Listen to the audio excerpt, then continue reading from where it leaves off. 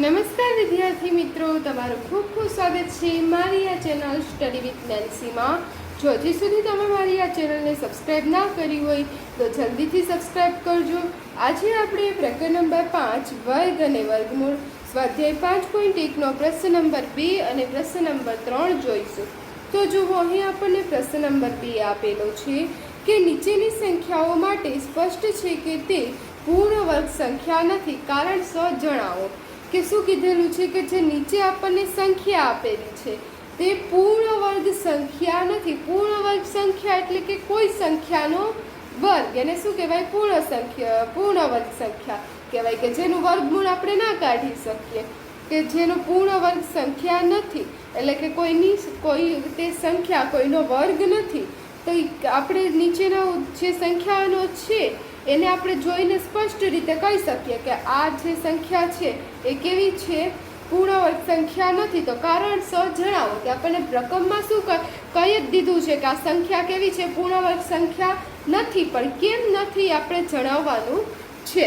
તો પહેલાં તો આપણને જે સંખ્યા હોય ને આને જાણવા માટે પહેલાં તો આપણે 1 થી 10 સુધીના વર્ગ આપણને ખબર હોવી જોઈએ, કે 1નો વર્ગ એટલે 1 ગુણ્યા 1 કેટલા થાય? 1 થશે। 2નો વર્ગ 2 દૂને 4, 3નો વર્ગ 3 ગુણ્યા 3 9, પછી 4 5 6 7 8 9 ને 10, આપણે 10 સુધી વર્ગ આવડવા જોઈએ। તો કોઈ સંખ્યામાં જુઓ એકમનો અંક, કે આ જે એકમનો અંક છે એ 1 4 9, પછી આનો એકમનો અંક કયો થશે? 6 5 6 9 4 અને 1, અને અહીંયા શું છે? 0। એટલે આટલી સંખ્યાઓમાંથી કોઈ અલગ હોય, કે આના સિવાયનો કોઈ સંખ્યાનો અંક હોય ને તો તે સંખ્યા પૂર્ણ વર્ગ સંખ્યા થાય નહીં। કે જે સંખ્યામાં, એટલે કયા કયા? જો આનો એકમનો અંક 1 છે, પછી આ જે 9 છે એનો એકમનો અંક પણ 1 છે, એટલે 1 થયો। પછી શું થશે કે આ જે 2 છે એનો વર્ગ 4 થશે, અને આનો એકમનો અંક પણ 4 થશે, એટલે 4 થયો। પછી આ 5નો વર્ગમાં એકમનો અંક 5 આવશે, એટલે 5 થયા। પછી 6, અહીંયા 4માં તમે જોશો 6 આવે, પછી અહીં 6ના વર્ગમાં એકમનો અંક 6 આવશે, તો પછી 6। એવી જ રીતે 3ના વર્ગમાં 9 આવે, પછી 7ના વર્ગમાં 9 આવે, તો આ 9, અને પછી આ જે 10ના વર્ગમાં 0 આવે। એટલે જે આ 5 1 2 3 4 5 ને 6 આ 6 સંખ્યા સિવાય કોઈ બીજી સંખ્યા હોય તો તે પૂર્ણ વર્ગ સંખ્યા થાય નહીં। તો અહીંયા તમે જોશો કે આ જે પહેલું આપેલું છે, બીજું આપેલું છે, ત્રીજું આપેલું છે, તો એ જો આ 6 સંખ્યામાંથી કોઈ એક નથી, આ 6 સંખ્યાઓમાંથી કોઈ એક નથી। કોઈ સંખ્યામાં પાછળના 6માંથી એક હોય ને તો જ તે પૂર્ણ વર્ગ સંખ્યા થાય, બીજી કોઈ સંખ્યા હોય તો તે પૂર્ણ વર્ગ સંખ્યા થાય નહીં। એટલે આ નથી, તો કેમ નથી? કેમ કે જો એના એકમનો અંક છે એ 1 4 5 6 9 0માંથી નથી, એટલે આ પણ નહીં થાય, આ પણ નહીં થાય। તો આપણે જુઓ, પહેલું જોઈએ, તો પહેલું આપેલું છે 1057, તો 1057 છે એનો એકમનો અંક શું છે? 7 છે। તો આપણને જણાવવાનું છે શા માટે પૂર્ણ વર્ગ સંખ્યા નહીં થાય। તો આપણે લખશું કે તેનો એકમનો અંક છે, તે એકમનો અંક 7 છે, માટે શું થશે? તે પૂર્ણ વર્ગ સંખ્યા થશે નહીં, કારણ કે પૂર્ણ વર્ગ સંખ્યા થવી હોય તો એકમના અંક આમાંથી જ કોઈ પણ એક આવવા જોઈએ, 1 4 5 6 9 ને 0। તો આમાં જુઓ, તમે જોશો કે આમાંથી એક પણ સંખ્યા નથી, 7 છે, એકમનો અંક 7 હોય તો તે પૂર્ણ વર્ગ સંખ્યા થાય નહીં। હવે પછી અહીં એકમનો અંક કેટલો છે? બીજું આપેલું છે કે 23,453, તો આમાં એકમનો અંક કેટલો છે? 3, તો 3 છે એકમનો અંક, એ પણ આમાંથી કોઈ પણ એક સંખ્યા નથી, એટલે આપણે આ પણ કેવી થશે? પૂર્ણ વર્ગ સંખ્યા નથી જ। આમાંથી આ બધી જ સંખ્યા પૂર્ણ વર્ગ નથી, પણ કેમ નથી આપણે કહેવાનું છે। તો એનો એકમનો અંક 3 છે, એટલે તે પૂર્ણ વર્ગ સંખ્યા નથી। હવે એના પછીનું ત્રીજું આપેલું છે કે 7,928, તો આમાં જે 8 છે એકમનો અંક, માટે તે પૂર્ણ વર્ગ સંખ્યા નથી। એકમનો અંક 8 છે, એકમનો અંક કેટલા છે? 8 છે। તમારે શું વાત ધ્યાનમાં રાખવાની કે આ જે આંકડા છે 6 આંકડા યાદ રાખવાના, 1 4 5 6 9 ને 0। તો આ સિવાયના બધા આંકડા છે, કેમ કે કોઈ પણ સંખ્યાના એકમનો અંક આ હોય તો જ તે પૂર્ણ વર્ગ સંખ્યા બને। તો આના એકમના અંક જો 7 3 8 એવા છે, એટલે આ બધી સંખ્યા પૂર્ણ વર્ગ બનશે નહીં। એવી જ રીતે આમાં પણ એકમનો અંક 2 છે, 2 એકમનો અંક હોય એટલે તે પૂર્ણ વર્ગ સંખ્યા બને નહીં. એટલે આપણે ચોથામાં લખશું કે એકમનો અંક કેટલો છે? 2 છે, એટલે તે પૂર્ણ વર્ગ સંખ્યા બનશે નહીં. હવે તમે પાંચમું જોશો ને તો પાંચમામાં થોડુંક અલગ છે કે પાછળનો અંક 0 છે તો પણ પૂર્ણ વર્ગ સંખ્યા નથી. એવું કેમ? તો અહીંયા તમે પાછળ જોશો કેટલા 0 છે? 3 0 છે. તો 3 કેવી સંખ્યા છે? એકી સંખ્યા છે. તો જો આ 0 એકી સંખ્યામાં હોય ને તો તે પૂર્ણ વર્ગ સંખ્યા બને નહીં. તો આપણે કોઈ ઉદાહરણ લઈએ કે જેમ કે 10 છે તો 10 ગુણ્યા 10 કરીએ તો એટલે શું થઈ જાય? 10નો વર્ગ થઈ જાય. 10નો વર્ગ બરાબર 10 ગુણ્યા 10. તો 10 ને 10 કેટલા થાય? 100. એટલે 10નો વર્ગ કેટલો થયો? 100. પાછળ કેટલા 0 આવ્યા? 2 0. એ બેકી સંખ્યા થઈ. પછી આપણે 100નો વર્ગ કરીએ તો શું થઈ જાય કે 100 ગુણ્યા 100. તો 100 ગુણ્યા 100 કેટલા થાય? એ 1ની પાછળ 4 0 10,000 થાય. તો અહીંયા જોવો, અહીંયા કેટલા આવ્યા? 0 4 આવ્યા ને અહીંયા 2 આવ્યા. તો હંમેશા બેકી સંખ્યામાં જ આવે. જ્યારે આપણે કોઈ 0 વાળી સંખ્યા હોય એનો વર્ગ કરીએ તો સંખ્યા આ જે 0ની સંખ્યા છે બેકી આવે. પણ અહીં તમે જોશો કે 0ની સંખ્યા 3 છે. 3 0 છે. એકી 0ની સંખ્યા કેટલી છે? એકી છે. એટલે આપણે શું કરશું? કહીશું કે આ પૂર્ણ વર્ગ સંખ્યા નથી. એટલે વર્ગ માટે શૂન્યની સંખ્યા બેકી નથી. શૂન્યની સંખ્યા બેકી નથી. કે કેટલી છે? એકી છે. બેકી હોય તો આપણે તેનો જવાબ આવે આવા બેકી નથી. એટલે વર્ગ માટે શૂન્યની સંખ્યા બેકી નથી. હવે પછી જોવો છઠ્ઠું આપેલું છે કે 89,722. તો 89,722 છે તો એના એકમનો અંક કેટલો થશે?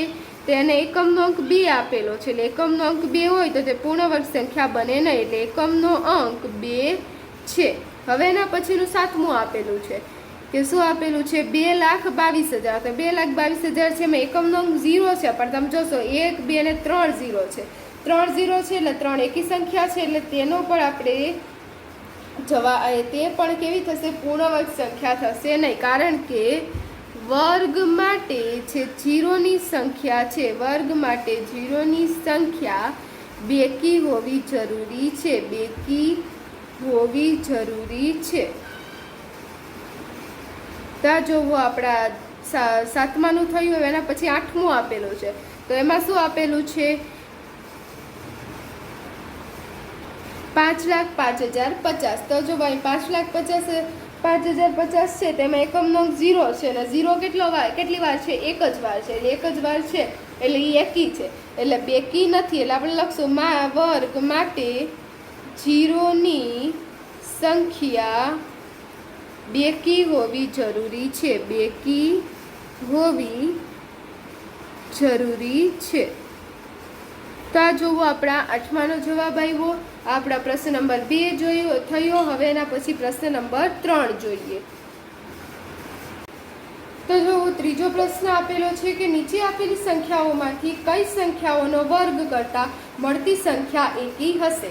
કે આમાંથી આપણે કઈ સંખ્યાનો વર્ગ કરીએ તો આપણને જે સંખ્યા મળી એકી હોય. તો આપણે કઈ આખી સંખ્યાનો 431 ગુણ્યા 431 નથી કરવાનું. કે આ જે એકમનો સ્થાન છે એ એકનો આપણે ગુણાકાર કરીએ, એકનો વર્ગ કાઢીએ તો એકનો વર્ગની સંખ્યા આપણને કેવી મળે? એકી મળે.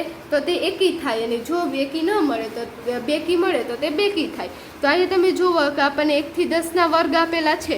તો તમે એમાં 1 છે, 3 છે, 5 છે, 7 છે, 9 છે. તો આ બધી કેવી સંખ્યા થઈ? એકી સંખ્યા થઈ. એના તમે વર્ગ જોશો તો એ વર્ગમાં જે એકમનો અંક છે એ પણ કેવો આવશે? એકી જ આવશે. અને જે બેકી સંખ્યા છે 2 છે, 4 છે, 6 છે, 8 છે અને 10 છે.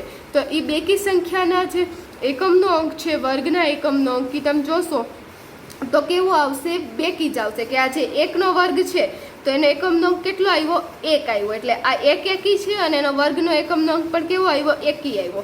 હવે આ બે બેકી સંખ્યા છે તેના વર્ગનો એકમનો અંક કેવો આવ્યો? 4 આવ્યો. એટલે જો એકી સંખ્યાનો આપણે વર્ગ કરીએ તો એના એકમનો અંક કેટલો આવે? તે એકી સંખ્યા આવે.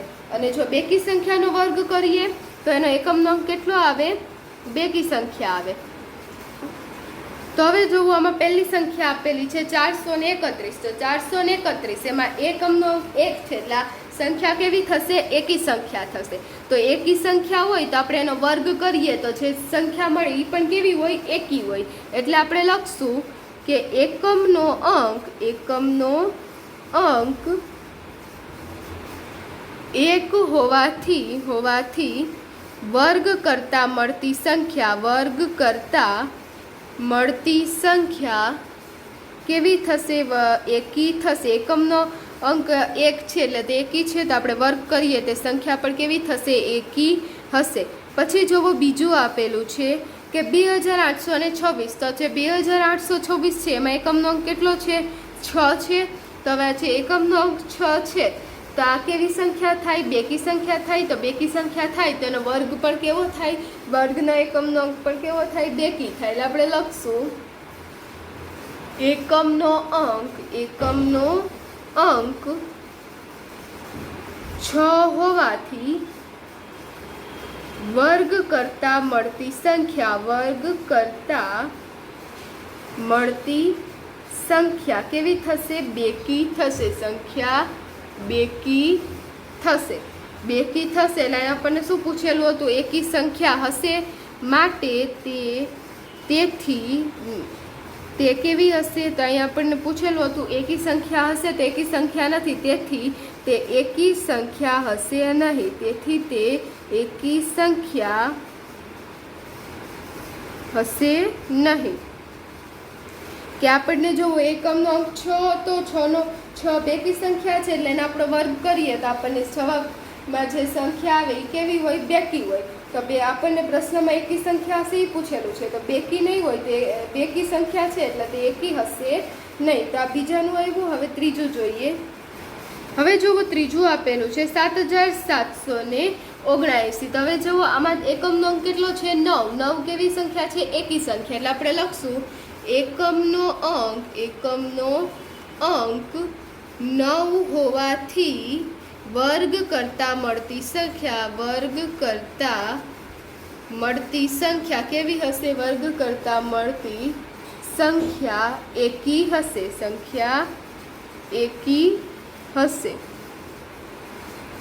હવે એવી જ રીતે ચોથું છે કે 82004. તો હવે 82004 તમે એકમનો અંક 4 છે એટલે આપણે લખશું એકમનો અંક કેટલો છે? 4 છે. એટલે એકમનો અંક 4 હોવાથી શું થશે? કે આ જે સંખ્યા છે એ બેકી થશે. એટલે એકમનો અંક 4 હોવાથી જે વર્ગ કરતા મળતી સંખ્યા છે એ બેકી થશે, એટલે એકી મળશે નહીં. એટલે એકમનો અંક 4 હોવાથી વર્ગ કરતા મળતી સંખ્યા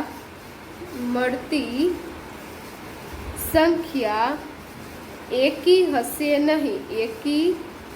હશે નહીં. તો આ જુઓ આપણા ચોથાનો જવાબ આવ્યો.